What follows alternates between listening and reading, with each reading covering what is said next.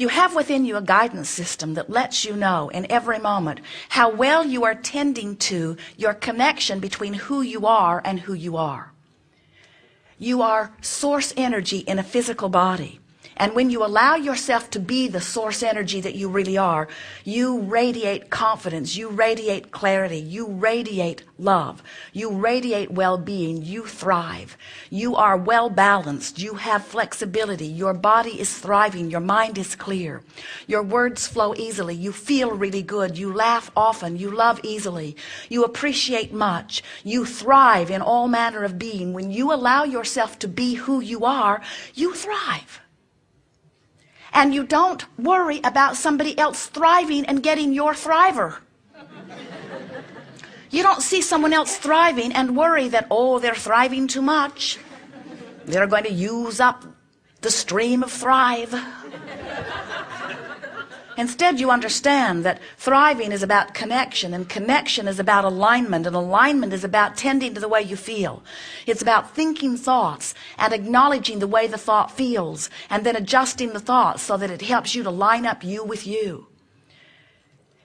We love seeing you here in these physical bodies, recognizing the guidance system that is within you. We want to talk about that here today because we see so many of our friends who are physical humans who are setting aside the guidance that comes forth from within and trying to replace it with someone else's version of what they ought to be doing.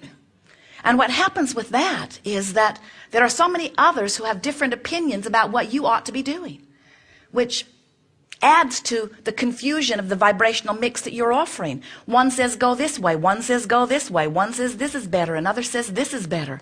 And what almost all of you fail to recognize, and this is the most astonishing thing of all, is that every one of them is speaking about what they think you should do to satisfy their personal perspective.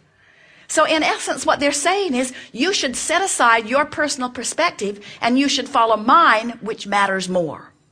And we say, or not. Nobody's perspective matters more than yours because nobody can tend to your vibrational countenance. Nobody can adjust the vibration of you. Nobody else has their hand on the lever or on the valve that controls the degree to which you allow your alignment or not. And when you let someone else guide you so that you're not paying attention to your own alignment with Source, you can get mixed upside down and all around to the degree that you do not know what to think about anything. And then you're just listening to the loudest voice. And the loudest voice, we've got to tell you, can get pretty obnoxious because that loudest voice always comes from a basis of fear. The loudest voice never comes from this place of security and acknowledging freedom and alignment with source energy. The loudest voice always comes from the place of the greatest fear. And then you listen to the loudest voice that is coming from the place of the greatest fear, and then you wonder why things are not working out so well when you follow the loudest voice. And we're wanting you to understand that it's not the loudest voice, it's the consistent voice. It's the voice that does not waver. It's the voice that never stops saying to you, you are worthy, and you are love, and you are well-being, and you deserve to live well. It's the voice that never stops saying, well-being abounds, and source energy flows. And if you will work to align with the vibration that feels like that, you must thrive. And no one can ever take your thriving away from you. No one can take your freedom away from you. But freedom is a perceived thing because freedom is the way you feel in response to the vibration that you've activated, which comes in response to what you're choosing to think about. In other words, there's this emotional scale. We like to call it the vibrational or emotional scale. And it is the cornerstone of your awareness of your connection with that which is your source. It's the way you feel. On one extreme, you feel empowered. On the other extreme, you feel disempowered. On the one extreme, you feel love and joy. On the other extreme, you feel depressed.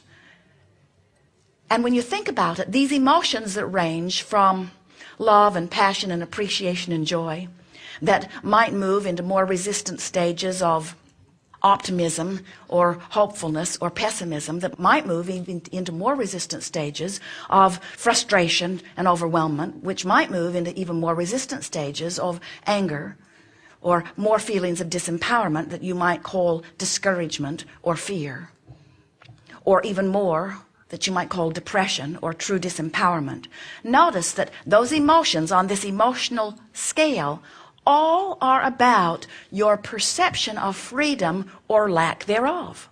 When you feel fear, isn't the basis of that fear that you are feeling disempowerment? Aren't you acknowledging that the fear that you are feeling has at its basis a feeling that somebody else has the power to do something to you that you don't want? Isn't disempowerment at the heart of all negative emotion? It is. The feeling that my freedom is being subverted or taken from me is at the heart of all negative emotion. A child who rebels is someone who has been convinced that he is not free, who is born with desire and knowledge of his absolute freedom, and somehow something has happened and he doesn't feel free, and he's making his best effort at gaining his freedom back. And we say, good for you, we'd throw a fit too. If we perceived ourselves not to be free, it would be equivalent to having someone press a pillow over one of your faces when you need oxygen to survive. In other words, you cannot bear the perception that you are not free. But we want you to understand that freedom or lack of it is only a perception, and we know that there are those who would argue. But you've got to look at the bigger picture, and you've got to understand where it starts. You cannot ever not be free when you know you are. Because when you know you are free, no one can frighten you. When you know you are free, no one can motivate you to action from a place of fear. When you know you are free, you stand in a vibration of freedom. You emanate a strong signal of freedom. Law of attraction sets up circumstances and events that confirm your freedom, and you are free. But physical humans want to approach freedom in the same way that they want to approach so many things. They say, show me the circumstance and then I'll respond to it. So somehow orchestrate circumstances and events that convince me that I'm free, or convince me that things are going well. And once you've shown me the circumstances and events, then I will look at these good circumstances and events and I will feel better. And we say, you have it so backwards, because what you're saying is, give me the result, which has to be created from vibration, and then I'll have a vibrational response to the result. And we say, that can't be. You've got to find a way of evoking from yourself the vibration that matches the response that you want to get. You can't say, I'll feel so much better when I get over there, so please put me over there and then I'll feel better. We say, you got to feel better where you are and then you'll get over there.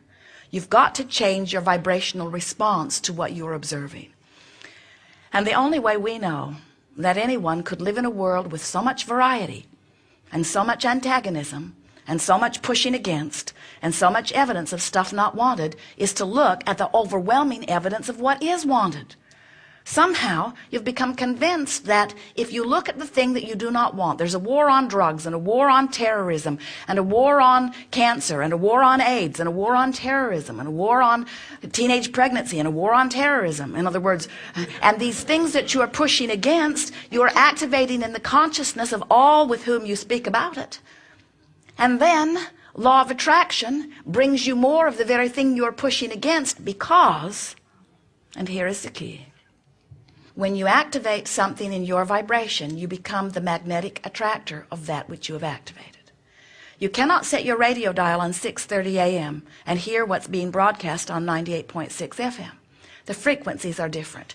And you cannot set your radio dial on terrorism and attract well-being. You cannot set your radio dial on not enough money and attract more money. You cannot set your radio dial on the diagnosis the doctor gave me and attract well-being. In other words, you can't do it. You have to line up with what you want. It's not as hard as it sounds. In fact, it's so simple that people don't hear it often. The path to what you want always feels good. The path to what you don't want always feels bad. Now, why would you think otherwise? Think about it. Think about why or how it is possible for anyone to get crossways of the guidance that they were born with the guidance that is at the core of that which you are. How could you get crossways of understanding that if it feels good, you're moving in the direction of that which will please you when it gets there, and if it feels bad, you're moving in the direction of something that will feel bad when it gets there? How could you get crossways of that? Because someone outside of you convinced you that your feelings don't matter. They said, never mind how you feel, I know better. I have it on authority. I have better reports. I have better statistics. I know better than you do what's good for you. And we say, no one knows better than you do what's good for you, because nobody else has their hand on the lever of the valve of the connection between you and your resources. Nobody else can do that. But if you let somebody else convince you that they know better, so that you follow what they think, all you're doing is satisfying their selfish nature instead of your own. And we know how you do that. You've demonized the idea of selfishness.